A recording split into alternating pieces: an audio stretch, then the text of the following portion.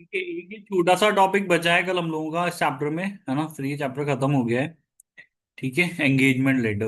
अब engagement letter क्या है? देखो, हमने ये समझा कि इस चैप्टर में बताया है कि भाई जब आप स्टार्ट करते हो ना ऑडिट, तो क्या क्या चीजें देखने वाली होती हैं, क्या क्या चीजें कंसीडर करने वाली होती हैं। तो एक चीज होती है थ्रेड कंसीडर करने वाली। ठीक है, जिसके बारे में अपन ने इस चैप्टर के अंदर पढ़ा है कि भाई वो क्या क्या थ्रेड्स होते हैं जो आपकी इंडिपेंडेंस एंड ऑब्जेक्टिविटी को लेकर के रहते हैं। ठीक है, प्री कंडीशंस प्रेजेंट होनी चाहिए यहाँ पे। ठीक है, रिसोर्सेज आपके पास होने चाहिए। तो ऐसे कुछ फैक्टर्स इन लोगों ने बताए, देखो कि भाई ये सब चीजें कंसीडर करो और उसके बाद ही डिसाइड करो कि आपको यहाँ पे ऑडिट करनी है या नहीं करनी है।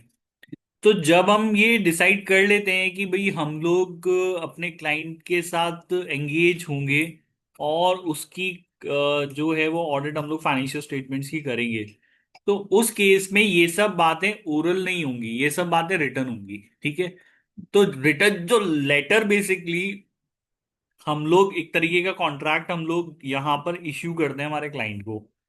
ठीक है ना, जिस कॉन्ट्रैक्ट को बेसिकली हम लोग क्या कहते हैं, एंगेजमेंट लेटर कहते हैं। ठीक है भाई, समझ में आई बात यहाँ पे पहली चीज तो। यस। ठीक है, तो एक नेचर ऑफ कॉन्ट्रैक्ट है बेसिकली, इसका एक लेटर है जो ऑडिटर इशू करेगा, ऑडिट कमेंस होने से पहले करेंगे। ठीक है, क्या पर्पस होता है? ताकि भाई किसी तरह की कोई मिसअंडरस्टैंडिंग नहीं हो। ठीक है, हमारी एंगेजमेंट का एक्सेप्टेंस है कि हम आपके ऑडिट एंगेजमेंट एक्सेप्ट कर रहे हैं, और हम किन शर्तों पर, किन कंडीशंस पर, किन टर्म्स पे, किन कंडीशंस पे आपकी एंगेजमेंट ऑडिट की जो है वो एक्सेप्ट कर रहे हैं, वो सारी कंडीशंस हमारे एंगेजमेंट लेटर में ले डाउन करी जाती हैं।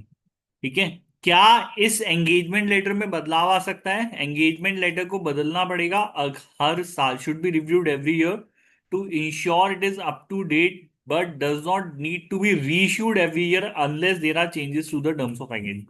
तो इन्होंने बोला है कि एंगेजमेंट लेटर को रिव्यू करने की जरूरत हर साल होती है, लेकिन आपको इसको हर साल री इशू नहीं करना। जब किसी क्लाइंट के लिए एक साल काम किया, तो अगले साल जब हम उसकी कंटिन्यू करेंगे ऑडिट, तो हमने जो प्रीवियसली एंगेजमेंट लेटर किया उसको रिव्यू करना हमको जरूरी होगा, ताकि ये देखा जा सके कि भाई अप टू डेट है। लेकिन हमको इसको रीइश्यू करने की जरूरत नहीं है अनलेस एंड अनटिल, तो जब तक हमारी एंगेजमेंट की कंडीशंस में, टर्म्स में कोई बदलाव नहीं आता, हमें एंगेजमेंट लेटर वापस जारी करने की जरूरत नहीं है। तो एक बार ये इश्यू कर दिया दैट इज सफिशिएंट, लेकिन रिव्यू अगले साल इसको वापस उठा करके देखना जरूर है कि हाँ भाई कोई चीजें चेंज तो नहीं हुई है, कि हमें रीइश्यू करने की जरूरत तो नहीं है। क्लियर है, समझ में आई बात यहाँ पे? यस और नो? यस। अब आईएसए 210 क्या कह रहा है कि भाई ये कह रहा है कि ऑडिटर को ये देखना चाहिए कि क्या उसे अपने क्लाइंट को यहाँ पर एग्जिस्टिंग टर्म्स एंड कंडीशंस के वापस में याद दिलाना जरूरी तो नहीं। कई बार क्या होता है, हम लोगों का कोई छोटा मोटा डिस्प्यूट हो जाता है, तो उस केस में जब आप अपनी ऑडिट कंटिन्यू करते हो, second year, third year, fourth year, तो वहां पर ये देखना जरूरी है कि क्या हमारे क्लाइंट को अब ये याद दिलाना है कि हमारी टर्म्स एंड कंडीशंस क्या थी जिसके हमें ऑडिट कर रहे थे। Some firm choose to send a new letter every year to emphasize its importance to the clients. कुछ फर्म्स ऐसा भी करती हैं कि हर साल नया लेटर, मतलब ये कोई लिमिटेशन नहीं है कि आप जारी नहीं करोगे, ये आपकी इच्छा है। अगर आपको लगता है कि हमें हर साल एंगेजमेंट लेटर री इशू करना चाहिए, तो आप अब एंगेजमेंट लेटर री इशू कीजिए। किया समझ में आगे बात यहाँ पे? यस और नो? Yes sir. और अगर आपके काम करने में या कोई टर्म्स में चेंज आया इनिशियल अपॉइंटमेंट के बाद, तो फिर इसमें हमको चेंजेस करके नया इशू करना चाहिए। ठीक है, जनरली से फॉर एग्जांपल जैसे कि कोई स्टैट्यूटरी ड्यूटीज चेंज हो गई ना, आपकी अभी तक क्या ड्यूटी थी, अब नया कोई कानून आ गया, अभी मोदी जी ने 8 बजे बैठ के बोला कि भाई देखो अब ये नया है और उससे ऑडिट के ऊपर इम्पैक्ट आ रहा है आपका, तो आप क्या करोगे? कि हाँ भाई ठीक है, अपने क्लाइंट को ये बताओगे कि भाई देखो ये चीज चेंज हो गई है, अब मेरी ड्यूटीज में चेंज आ गया है, अब मेरी मेरी नई ड्यूटीज ये हैं, तो आपको मैं नया एंगेजमेंट लेटर इशू कर रहा हूँ। ठीक है, प्रोफेशनल ड्यूटी चेंज हो गई, स्टैट्यूटरी ड्यूटीज चेंज हो गई, सीनियर मैनेजमेंट में अगर कोई बदलाव हुआ है, या फिर ओनरशिप के अंदर एक सिग्निफिकेंट चेंज क्लाइंट के बिजनेस में आया है, तो ऐसे केसेस में हम लोग नया जो है वो न्यू हम लोग एंगेजमेंट लेटर इशू करेंगे। आ गया समझ में? क्लियर क्लियर है बेटा हम तक बात? Yes sir. ठीक है, अब इसमें ऑडिटर का क्या, अच्छा एंगेजमेंट लेटर में क्या क्या बातें होती है, देखो जनरल टर्म्स एंड कंडीशंस होती हैं। पर इन्होंने बहुत स्पेसिफिकली बना दिया है क्या क्या होगा। Auditor will agree the terms of the audit engagement with management or TCWG, that is those charged with governance as appropriate. तो ऑडिटर किसके साथ ही टर्म्स एग्री करेगा, या तो मैनेजमेंट के साथ करेगा, या अगर मैनेजमेंट के अलावा वहां पे और कोई सीनियर लोग हैं जिनके पास गवर्नेंस है तो उनके साथ करेगा।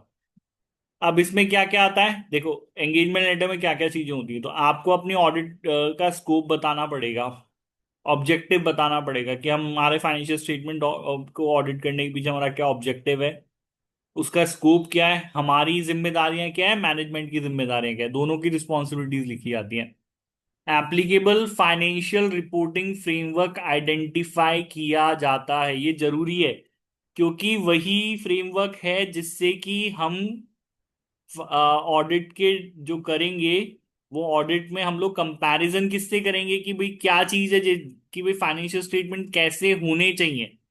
ठीक है, क्लाइंट ने बनाया फाइनेंशियल स्टेटमेंट, अब ऑडिट में आप कैसे क्या देखोगे कि भाई कैसे होने चाहिए, वो फाइनेंशियल रिपोर्टिंग फ्रेमवर्क में होगा ना, उसी से तो कंपैरिजन करोगे, वही तो स्टैंडर्ड्स हैं, यस और नो, फाइनेंशियल रिपोर्टिंग करने के। Yes. तो इसीलिए हम लोगों को ये आइडेंटिफाई करना जरूरी है कि भाई फाइनेंशियल रिपोर्टिंग फ्रेमवर्क है क्या। ठीक है, उसके अलावा जो ऑडिटर अपनी रिपोर्ट इश्यू करेगा उस वो किस फॉर्म में होगी, क्या कंटेंट होगा, उसका रेफरेंस यहां पर दिया जाएगा। इन सब चीजों के अलावा प्रोफेशनल स्टैंडर्ड्स का रेफरेंस आता है, रेगुलेशंस का रेफरेंस आता है। ठीक है, ऑडिट के ऊपर क्या एप्लीकेबल लेजिस्लेशन है उसका रेफरेंस आता है। ऑडिट की लिमिटेशंस के बारे में आता है कि भाई ऑडिट की लिमिटेशन क्या क्या होती है। ठीक है, और उसके अलावा ये होता है कि भाई रिटर्न रिप्रेजेंटेशंस को लेकर के मैनेजमेंट, जहां पर क्या होता है कई बार ऑडिटर के पास किसी चीज को लेकर के कोई एविडेंस नहीं है क्लाइंट के पास, तो उस केस में क्लाइंट क्या कह रहा है कि भाई मैं आपको लिखित में दे देता हूँ कोई चीज ना, तो जहां पर ऑडिटर के पास कोई उसको एविडेंस नहीं मिल रहा है तो वहां ये उम्मीद करता है कि भाई क्लाइंट उसको रिटर्न रिप्रेजेंटेशन दे देगा। ठीक है, तो वो एक्सपेक्टेशन। फीस के बारे में आपकी बात आ गई, कैसे फीस कैलकुलेट होगी। ठीक है, agreement of management to notify the auditor of subsequent event after the audit report is signed. ठीक है। अब सब्सिक्वेंट इवेंट्स क्या होते हैं, देखो क्या हो गया, हमने ऑडिट करी, ऑडिट खत्म हो गई, ऑडिट खत्म होने के बाद ऑडिट के कंप्लीटेशन के बाद अगर वो इवेंट्स जो कि बाद में हुए हैं, सब्सिक्वेंट इवेंट्स, और ये ऐसे इवेंट्स हैं जिनका इम्पैक्ट ऑडिट रिपोर्ट के ऊपर आता है, तो ऐसे इवेंट्स को हम लोग सब्सिक्वेंट इवेंट कहते हैं।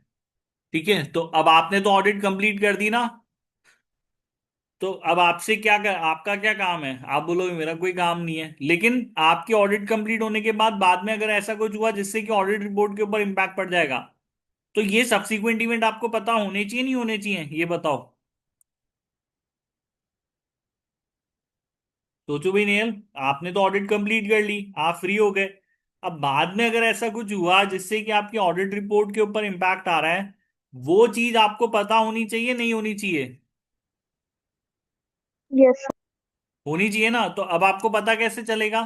तो इसलिए हम लोग हमारे जो एंगेजमेंट लेटर होता है उसमें हम मैनेजमेंट को एग्री कराते हैं कि भाई अगर हमारी ऑडिट खत्म होने के बाद सब्सिक्वेंटली कोई इवेंट हुआ तो वो आप मुझे क्या करेंगे, नोटिफाई करेंगे, मुझे बताओगे आप ऐसा कुछ हो गया अगर जो बाद में हुआ है, और अगर उससे मेरी रिपोर्ट के ऊपर कोई फर्क आ रहा है, हो सकता है मुझे चेंज करनी पड़े, तो आप मुझे नोटिफाई करो।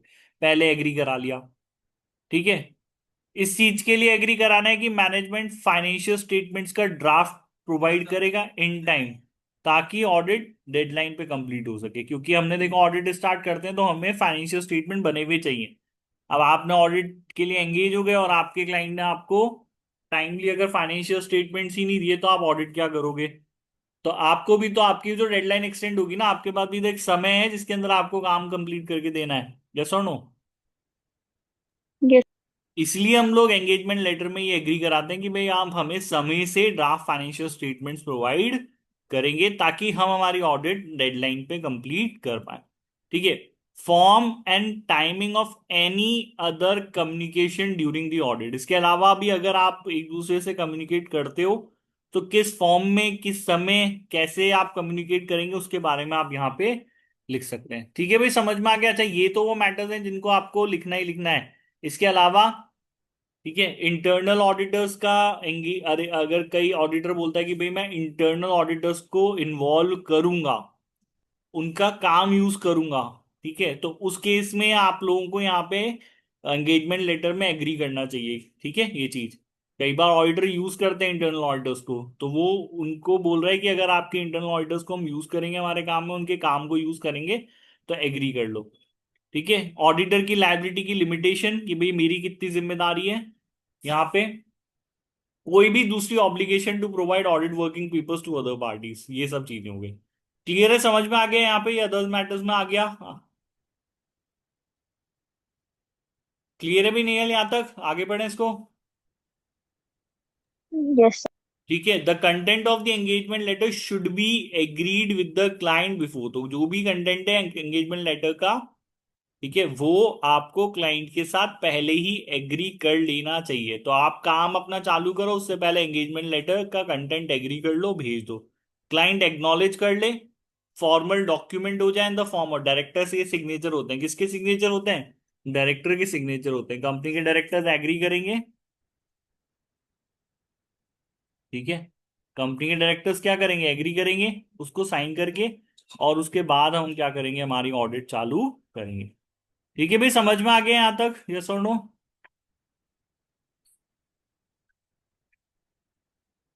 क्लियर है नेयल? यहाँ तक इस चैप्टर में इतना ही है, और कुछ है ही नहीं पढ़ने के लिए। Yes, ठीक है, अब ये एक इन्होंने फॉर्मेट दिया है, इसको आप घर पे पढ़ना कि भाई ये क्या फॉर्मेट है, कैसे इन लोगों ने यहाँ पर दिया है ये। ठीक है,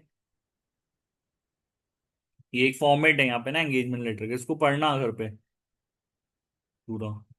ठीक है, अब इसके बाद हमारे क्वेश्चंस हैं, क्वेश्चंस हम लोग कल सॉल्व कर लेंगे। ठीक है भाई, okay, sir. अभी कोई डाउट है अभी की क्लास में? No, sir. चलो फिर क्लास को खत्म करते हैं, कल की क्लास में फिर यहाँ पे कुछ क्वेश्चन सॉल्व करेंगे, है ना? क्योंकि ये फिर अब इम्पोर्टेंट आ गया चैप्टर, तो इसके कुछ क्वेश्चन सॉल्व करने पड़ेंगे। ठीक है, Yes, sir. चैप्टर पढ़ के आना कल, फिर क्वेश्चन सॉल्व करने फिर मजे नहीं आते सॉल्व क्वेश्चन सॉल्व करने में। ठीक है, चलो क्लास खत्म करते हैं, बाय, गुड नाइट।